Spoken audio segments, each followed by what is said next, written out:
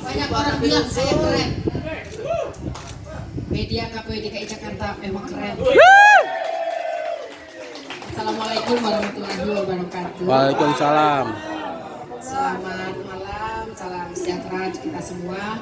Alhamdulillah malam ini kita diberi kesempatan bertemu dan dari kemarin alhamdulillah bisa ada kesempatan kita sama-sama mengikuti capacity building.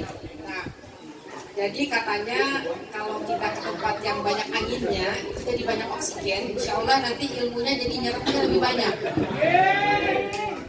Dan mudah-mudahan nggak pakai kerokan karena kebanyakan angin.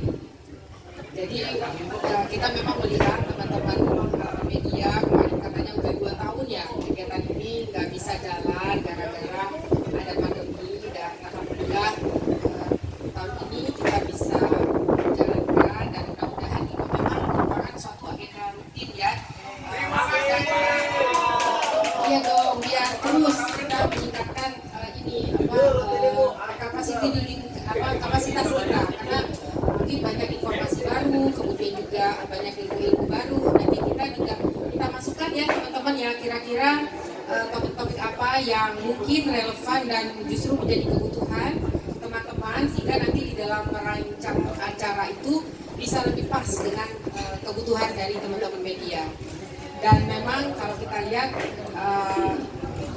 komunikasi itu sekarang merupakan bagian dari kebijakan.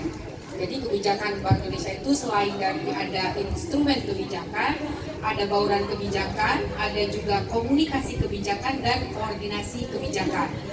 Jadi sekarang kita melihat komunikasi itu menjadi sangat penting, tidak hanya di tingkat pusat tapi juga di daerah. Di sini kita sebagai mitra dari kantor perwakilan DKI Jakarta. Karena implementasi dari kebijakan itu juga akan ditentukan tidak hanya dari bagaimana transmisi kebijakan itu, tapi juga dari ekspektasi masyarakat. Nah, ekspektasi masyarakat itu akan terbentuk berdasarkan informasi yang mereka dapat. Itulah sebabnya kenapa komunikasi itu menjadi penting. Itu yang pertama, membentuk ekspektasi masyarakat. Yang kedua, ini adalah bagian dari penguatan literasi. Jadi salah satu tugas Bank Indonesia itu memang meningkatkan kapasitas literasi. Nah ini juga nanti untuk literasi ini kita juga udah diskusi ya di KPU DKI, apakah memang hanya terkait dengan perkembangan makroekonomi saja. Dengan adanya Undang-Undang P2SK, ada penguatan mandat BI dan tentunya ada penguatan juga mandat di kantor perwakilan dalam negeri. Kemarin saya sempat singgung sedikit bagaimana implementasi dari digitalisasi, kemudian juga di sektor keuangan seperti nanti ke depan yang namanya pengawasan dari manajemen tidak terlalu dulu itu dilakukan sebagai bagian dari penunjang kebijakan, termasuk layanan remitansi.